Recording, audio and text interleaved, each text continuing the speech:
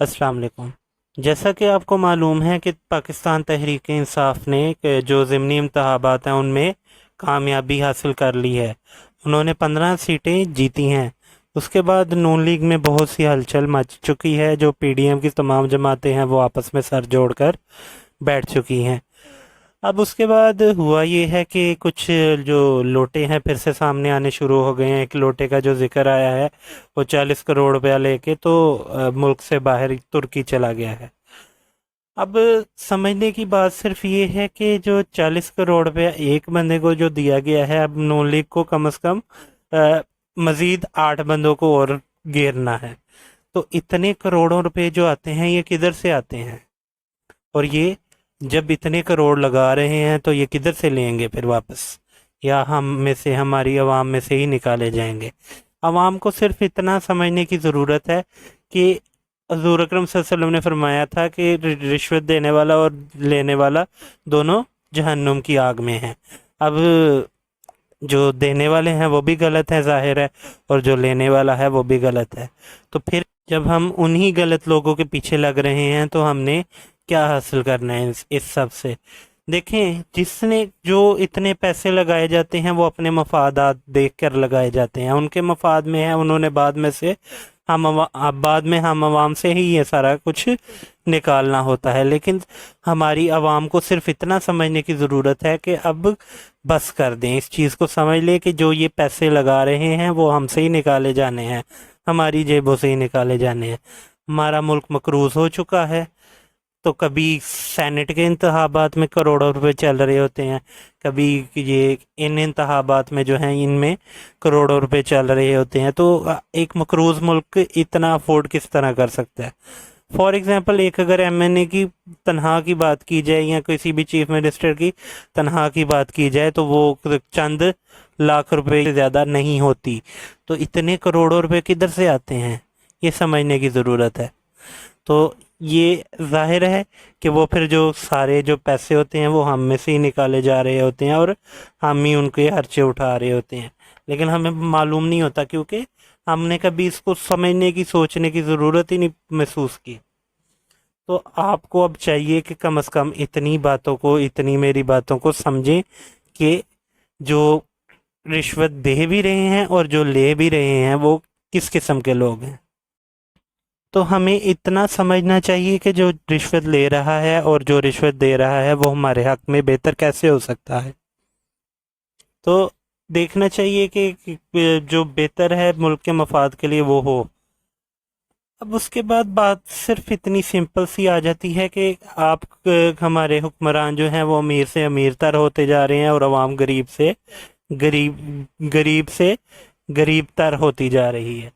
تو ایسے حکمرانوں کو دیکھ کر ہمیں پھر اپنی سوچ کو چینج کرنا ہوگا کہ جو اپنے مفادات صرف دیکھ رہے ہیں وہ ہمارے حق میں کیسے بہتر ہو سکتے ہیں۔ لیکن پھر جو مجھے وہ بات یاد آتی ہے کہ جیسی عوام ہوں گے ویسے ہی حکمران ہوں گے۔ اب ہم ہر چونک میں، ہر جگہ پہ جدھر جائیں، ملاوٹ، 2 نمبری، ہر چیز میں 2 نمبری نظر آتی ہے۔ گورنمنٹ کا کوئی بھی کام کروانا ہو آپ نے تو آپ کا کبھی رشوت دیے بغیر کوئی کام نہیں ہوا۔ تو آپ یہ دیکھیں کہ جب عوام ہی اس طرح کی ہے تو پھر حکمران بھی اسی طرح کے ہی ملیں گے۔ ہم بحیثیت ایک قوم بہت پیچھے کی طرف جا رہے ہیں۔ ہم نے اپنے جو ماضی ہے اس سے کچھ بھی نہیں سیکھا۔ لیکن اگر آج سے ہم یہ تہیہ کر لیں کہ ہم خود کو ٹھیک کر لیں گے تو ہمارا ہو سکتا ہے کہ اللہ تعالیٰ نصیب ہی بدل دے۔ تو صرف اتنی انسان کو سوچ رکھنی چاہیے کہ یہ دنیا کچھ بھی نہیں ہے۔ دنیا کے بعد ایک دن انسان نے مرنا ہے اور اپنے تمام اعمال کا حساب دینا ہے۔ اس دن کو کیوں بھول گئے ہیں آپ لوگ؟ کیوں بھول گئے ہیں تمام لوگ کہ ایک دن اللہ تعالیٰ کے حضور ہم نے پیش ہو کر اپنے اعمال کا حساب دینا ہے؟ یہ تو پہلی جماعت کے میں ہمیں پڑھایا جاتا ہے۔ یہ سارا کچھ جو ہے یہ ہمیں شروع سے سکھایا جاتا ہے، لیکن ہم لوگ بھول گئے ہوئے ہیں یہ سارا کچھ، اور دنیا میں اپنے مفادات کے پیچھے پڑ گئے ہیں، اپنی زندگیاں بہتر کرنے کے پیچھے پڑ گئے ہیں۔ دوسرے بھاڑ میں جاتے ہیں، دوسروں کو کیا لگے کسی کو۔ انسان کو اپنی سوچ صرف اتنی کر لینی چاہیے کہ آپ اگر کسی کی بھلائی کرو گے، کسی کے ساتھ اچھا کرو گے تو وہ آپ کی ہی آگے آپ کے ساتھ بھی بھلائی ہوگی۔ اللہ تعالیٰ نے ایسا نظام بنایا ہوا ہے کہ انسان کا رزق کبھی کم نہیں ہوتا. کبھی جو دودھ میں کیمیکل جو ملا رہا ہے وہ کیا اپنے بچوں کو وہ دودھ پلا سکتا ہے؟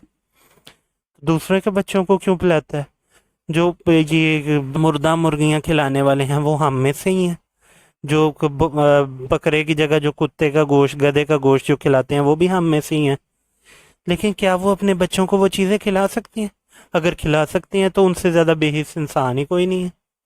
تو جب آپ اپنے بچوں کو نہیں وہ چیزیں کھلا سکتے تو آپ دوسرے کے بچوں کو کیوں کھلاتے ہیں؟ انسان بحیثیت، ہم لوگ بحیثیت ایک قوم بہت گر چکے ہیں. ہمیں اچھے برے کی تمیز نہیں رہی ہوئی. تو ہمیں صرف اتنا سوچنا چاہیے کہ ایک دن ان تمام اعمال کا ہم نے حساب دینا ہے اور اللہ تعالیٰ کے حضور پیش ہونا ہے، پھر ہی ہم کوئی بہتری کی طرف جا سکتے ہیں. تو میرا صرف اتنا میسج ہے کہ اپنے جدھر سے آپ خود کو ٹھیک کر سکتے ہیں ادھر سے ٹھیک کرنا شروع کریں اور ایسے لوگوں کا انتخاب کریں جو آپ کے لیے بہتر ہوں. یہ جو کروڑوں روپے دے رہے ہیں، یہ جو کروڑوں روپے بانٹ رہے ہوتے ہیں، یہ انہوں نے آپ کو کچھ نہیں دینا. انہوں نے آپ سے ہی نکالنے ہیں، آپ سے وصول کرنے ہیں. آپ اپنے بجلی کے بل سے اس دفعہ کے چیک کریں آپ کو کتنی فیول ایڈجسٹمنٹ پڑی ہوئی ہے. یونٹس کی پرائس آپ الگ دے رہے ہیں، ٹیکس الگ دے رہے ہیں، فیول ایڈجسٹمنٹ آپ کو الگ پڑ رہا ہے. تو آپ ذرا اپنے بل کی کمپیریزن ہی کر لیں تو آپ کو کتنا بل پڑا ہے یہ سمجھ آ جانی ہے. عمران خان صاحب جو مرضی ہو، میں نے مہنگائی پہ کبھی ان کو سپورٹ نہیں کیا تھا، لیکن ان کو عوام کا سوچنا چاہیے تھا اس ٹائم بھی، لیکن ان کو نکالا غلط گیا. بس اسی وجہ سے عوام کا جو رجحان جو دوسری طرف ہو گیا ہوا تھا وہ واپس آ گیا ادھر ہی، اور سارا جو ملبہ ہے وہ اب نون لیگ پہ پڑا ہے. کیوں؟ سب سے زیادہ شور تو انہوں نے مہنگائی کا ڈالا ہوا تھا. مہنگائی انہوں نے خود کتنی کر دی ہے. آپ عمران خان صاحب 178 پہ ڈالر چھوڑ کے گئے تھے، آج ڈالر دیکھیں کدھر پہنچا ہوا ہے، 225 روپے پہ پہنچ چکا ہے. فیول جو ہے وہ 150 روپے پہ چھوڑ کے گئے تھے اور آج دیکھ لیں کہ فیول کی کیا پرائس ہے. تو یہ جو مہنگائی کا بھی ان پر جو نام لگا ہوا تھا، وہ بھی جو الزام ان پر لگا ہوا تھا وہ بھی تجربہ کاروں نے مٹا دیا ہے، وہ بھی ختم ہو گیا. لیکن ملک میں ایک انسٹیبلٹی آئی ہوئی ہے جس کی وجہ سے مہنگائی بہت زیادہ ہو رہی ہے اور اس کی وجہ سے عوام سفر کر رہی ہے. ہم مڈل کلاس لوگ سفر کر رہے ہیں. آج اگر ہم نہیں بولیں گے، ہم نہیں اٹھیں گے تو کل کو ہمارا نام و نشان مٹ جانا ہے. ہم نے کس طرح جو ایکسپنسز اس قدر بڑھ گئے ہیں کہ جس کا کوئی حساب نہیں لگا سکتا، لیکن ہماری انکمز ادھر ہی ہیں، ہمارے کاروبار بند ہوئے پڑے ہیں. تو اتنا انسان کو سوچنا چاہیے کہ جو ہم نے کس طرح سے یہ سروائیو کرنا ہے یہ ٹائم پیریڈ. کل کو اگر خدا نہ خواستہ اگر یہی اسی سپیڈ سے ڈالر چلتا رہا تو ہر چیز مہنگی ہوگی. اسی سپیڈ سے اگر ہماری فیول پرائزز انکریز ہوتی رہی تو ہر چیز پہ افیکٹ پڑے گا. جو آپ کی بنیادی اشیاء ہیں وہ بہت مہنگی ہو چکی ہیں اور آگے بھی مزید مہنگی ہونے کی طرف جا رہی ہیں. تو خدا کے لیے تھوڑا عوام پہ رحم کیا جائے، عوام کا بھی سوچ لیا جائے تاکہ عوام بھی سروائیو کر سکے اس مہنگائی کے طوفان میں.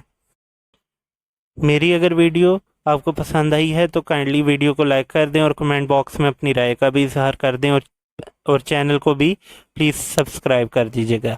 آپ دیکھ رہے ہیں جے ایم اسپیشلز. اللہ حافظ.